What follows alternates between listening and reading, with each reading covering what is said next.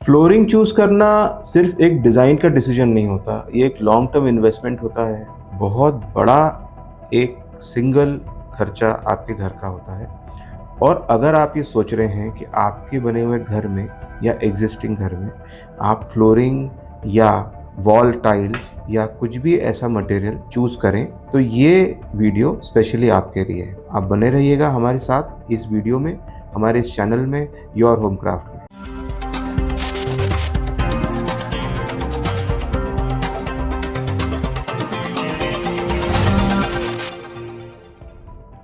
नमस्कार, मेरा नाम हिमांशु है और मैं एक आर्किटेक्ट हूँ। तो सबसे पहले 5 बेसिक चीज़ें हमें क्लियर करनी है। पहली चीज़ कि आपका बजट क्या है। नंबर 2, आपकी डिज़ाइन रिक्वायरमेंट क्या है। आपकी डिज़ाइन रिक्वायरमेंट से मतलब कि आपको फ्लोर लगाना है, आपको वॉल लगाना है, क्या वो फ्लोर अंदर का है या क्या वो फ्लोर आउटडोर स्पेसेस का है, क्या वो फ्लोर कोई ऐसी स्पेशल नीड के लिए है कि कोई आपकी पूजा रूम है या किचन है या वॉश एरियाज हैं, कोई वेट एरियाज हैं या कोई ड्राई एरियाज। तो ये तो हुई आपकी यूज और डिजाइन की। फिर मेंटेनेंस एक बहुत इंपॉर्टेंट एस्पेक्ट है जिस पे आपको सोचना है कि क्या होना चाहिए। फिर डिजाइन के अलावा जब हम आर्किटेक्चर में बात करते हैं तो लुक एक डिजाइन के बाद की बात आती है, वो डिजाइन के बाद का एक सेकंड टॉपिक बनता है। ये फ्लोर को कौन लोग यूज करेंगे आपके घर में, क्या बच्चे हैं घर में, पेट्स हैं, सीनियर सिटीजन्स हैं। बहुत सारे ऐसे आज भी इंडियन हाउस होल्ड्स हैं जिसमें फ्लोर पे बैठ के भी कुछ चीज़ें करी जाती हैं, किचन में करी जाती हैं। तो वो कैसे होगा, वो भी ये बात को डिटरमाइन करता है कि उस फ्लोर का यूज कैसे होता है। अब टाइप्स ऑफ फ्लोरिंग, कितने प्रकार के फ्लोर लगाएंगे। अब फ्लोर के बेसिक डिविजन्स क्या होते हैं, तो सबसे पहले अगर हम बोलें तो एक स्टोन फ्लोरिंग होता है, और फिर टाइल्स जिसके बारे में आप सभी ने सुन रखा है। वुडन फ्लोरिंग 2 प्रकार की आती है, जो एक्चुअल वुड होती है और जो वुड जैसे दिखने वाली होती है। वुड जैसे दिखने वाली फ्लोरिंग भी 2 प्रकार की होती है। आजकल पीवीसी बेस्ड फ्लोरिंग आ रही है जो वुड जैसी दिखती है, और सिरेमिक फ्लोरिंग भी आ रही है जो वुड जैसी दिखती है। फिर एक और आजकल नई कैटेगरी हो गई है जिसमें हम इन्हें आर्टिफिशियल स्टोन फ्लोरिंग कहते हैं। ये ना टाइल है ना स्टोन है, ये स्टोन के डस्ट से बनी हुई फ्लोरिंग होती है जिसे हम आर्टिफिशियल स्टोन फ्लोरिंग कहते हैं। एक और फ्लोरिंग का कैटेगरी होता है जो कोई स्पेशल रिक्वायरमेंट्स में आती है। जैसे मान लीजिए आप कोई लैब है या कोई इंडस्ट्रियल यूज़ है या कोई फार्मास्यूटिकल यूज़ है, तो उसके लिए जो फ्लोर्स यूज़ होती हैं वो सिमिलर तरह की फ्लोर्स हॉस्पिटल्स में भी यूज़ होती हैं। अब रूम वाइज हमको फ्लोर को कैसे डिवाइड करना है, तो अगर हम ये बात करेंगे तो घर में हमारे कितने प्रकार के कमरे होते हैं। एक तो हमारे कॉमन स्पेसेस होती है। कॉमन स्पेसेस मतलब क्या हुई, आप जहाँ से अंदर घुसते हैं तो आपका वरांडा हुआ, आपकी एंट्रेंस लॉबी हुई, आपके घर के अंदर आते ही एक स्पेस जिसे हम ड्राइंग रूम बोलें या लिविंग रूम बोलें, ऐसी कुछ स्पेस होगी।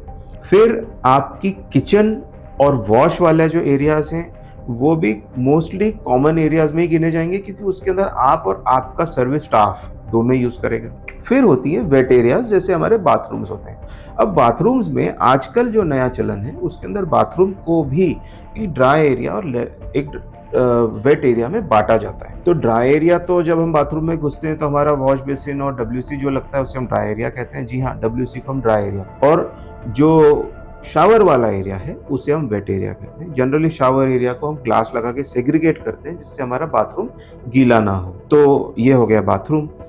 फिर आपके प्राइवेट एरियाज, जैसे आपकी बेडरूम्स हैं, आपके ड्रेसिंग रूम्स हैं, आपके घर में अगर कोई पूजा या कोई मेडिटेशन स्पेसेस हैं, तो ये सारे जो हैं ये आपके घर के प्राइवेट एरियाज हैं। और फिर स्टेयरकेसेस हैं जिसे हम कोई भी लेवल ड्रॉप बोल सकते हैं। आपके घर में आप अंदर आते हैं तो स्टेप्स होती हैं, आप घर से बाहर अपन वॉश एरिया तरफ जाते हैं तो स्टेप्स होती हैं, कुछ मेन स्टेयरकेसेस होती हैं। ये सारी चीज़ें जो होती हैं स्टेप्स में काउंट होती हैं। अब क्या तरह की जनरली लोग फ्लोर चूज करते हुए गलतियां क्या करते हैं। होता यह है कि हमने कोई कैटलॉग में देखा, हमने उससे शोरूम में जाके देखा, हमने एक टाइल देखी, हमने एक फ्लोरिंग का एक छोटा सा सैंपल देखा और हमने फ्लोर को चूज कर लिया। अब आपने क्या उसके बारे में, उसकी टेक्निकलिटी पसंद के बारे में समझा, जिन चीज़ों में हमने अभी तक बात करी, क्या आपने उन मापदंडों पे उस फ्लोरिंग को देखा। दूसरा कि फ्लोर में जब भी आप टाइल खरीदते हैं तो टाइल्स रिपीटेटिव होती हैं। 2 तरह की टाइल्स आती हैं, एक रैंडम आती है, एक रिपीटेटिव। रैंडम टाइल ये होगी कि आप अगर आपके जो टाइल खरीद रहे हैं, अगर 5 टाइल का बॉक्स है तो हर टाइल अलग अलग हो, और फिर वो 5वीं टाइल के बाद फिर रिपीट होना शुरू हो जाए। और अगर आप उसको एक बेसिक टाइल जो पहले प्रिंटेड टाइल्स आती थी वो खरीदेंगे, तो हर टाइल आपकी सिमिलर होती है। तो लग के मान लीजिए एक पर्टिकुलर तरह का पैटर्न उस टाइल पे बना हुआ है, आपने वो टाइल लगाई, एक टाइल तो आपको बहुत सुंदर लगी, पर आप जैसे जैसे वो टाइल लगाते जाएंगे हर टाइल में वो डिजाइन आपका एज इट इज रिपीट होते होते हर डिजाइन में आपको दिखेगा।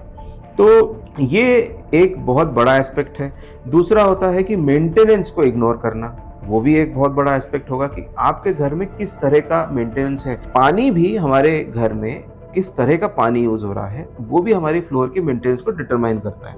मान लीजिए आज आपके घर पे बोरिंग का पानी यूज करके आप पोछा लगाते हैं, तो वो पूरी टाइलें आपकी, अगर डार्क कलर की टाइल आपने ले ली तो कुछ सालों में वो टाइलें पूरी सफेद पड़ जाएंगी, क्योंकि जो बोरिंग के अंदर का जो खार है या सॉल्ट है या जो हार्डनेस है, उससे वो टाइल का या जो भी सरफेस आप लेंगे, फ्लोरिंग का कोई भी सरफेस आप लेंगे, वो गंदा है। उसी तरह से अगर वो टाइल्स आपके एंट्रेंस पे कहीं लगी हैं और कोई कीचड़ वाले पैर या धूल वाले पैर लेके आता है और डार्क कलर की टाइल लगी है, उस पे वो पैर बहुत ज्यादा नजर आएंगे और आपको बार बार उन्हें साफ। तो ये स्पेशली मैटर करता है कि ब्लैक कलर की या ग्रे कलर की या कोई डार्क कलर की टाइल्स हो, तो उस पे ये बहुत कुछ आपको देखने को मिलता है। फिर एक और पार्ट रहता है जिसमें आपने कोई ऐसे जोन में कोई ऐसी टाइल या फ्लोरिंग लगा दी जो आपके लिए एक मुसीबत विजुअली बन गया। वो कैसे होता है, आपने मान लीजिए क्योंकि आपका कोई टेरेस है या बालकनी है, ओपन टू स्काई है, ओपन टू एयर है, ओपन टू लाइट है, बहुत ज्यादा लाइट का इन्फ्लक्स आएगा, धूप आएगी, और आपने उसके अंदर मान लीजिए व्हाइट कलर की कोई फ्लोरिंग लगा दी, वो इतनी ज्यादा ग्लेयर और इतनी ज्यादा चमक पैदा करेगी कि जब आप वहां बाहर जाके बैठेंगे धूप में, आपकी आंखें ही नहीं खुलेंगी। तो ये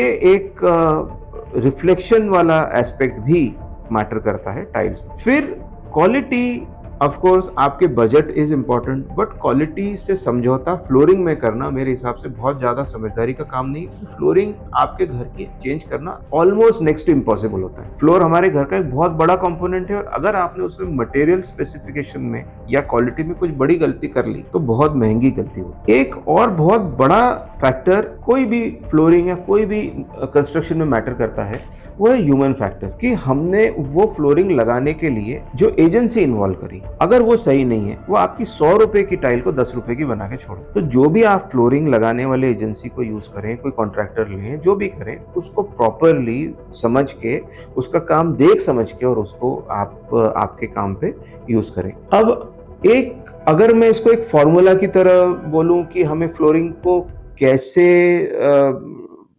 डिकोड करना चाहिए, तो मैं बोलूंगा बजट, फिर मैं बोलूंगा यूज, फिर मेरी लाइफस्टाइल, फिर मेरा मेंटेनेंस की कैपेसिटी बहुत मैटर करती है। कैपेसिटी एज एन आप खुद फ्लोरिंग करेंगे, को मेंटेन करेंगे, या घर में कोई सर्वेंट होंगे झाड़ू पोछा करने वाले, वो ये आपको एक राइट फ्लोरिंग का एक ऑप्शन देगी। और सही डिसीजन वही होता है जो अल्टीमेटली आपके जेब के लिए, आपके लिए और आपके लुक के लिए कंफर्टेबल हो, वो एक वाइज और अच्छा डिसीजन होगा। तो आज हमने मोटे तौर पे जाना कि फ्लोरिंग कितने प्रकार की होती है, क्या उसके पैरामीटर्स होते हैं। अगर आप कोई टेक्निकल नहीं है और आप फ्लोरिंग को चूज कर रहे हैं, तो फ्लोरिंग कैसी होगी, क्या प्रकार की होगी, और क्या क्या गलतियां हो सकती हैं, और किस तरह से चूज करना चाहिए। ये ऑब्वियसली एक वीडियो में समझने वाली चीज नहीं है। इसके लिए हमें कई सारे वीडियोस जो हम बनाएंगे, आप उसमें बने रहिएगा, उन्हें देखिएगा। अलग अलग जो इसके टाइप्स हैं, उसके ऊपर हम अलग अलग वीडियोस में अलग अलग बातें करेंगे, उसके बारे में, उसके प्रोज एंड कॉन्स को भी जानेंगे। पर हाँ, बेसिस की तरह हम अगर बात करें तो हाँ, हम यहाँ से शुरुआत कर रहे हैं कि फ्लोरिंग किस तरह की होगी। अगर आपको हमारा ये वीडियो पसंद आता है, हमारे अगले और इस सारे वीडियोज में बने रहिएगा। हमारे इस चैनल को योर होम क्राफ्ट को सब्सक्राइब करिएगा, और thank you so much for being here.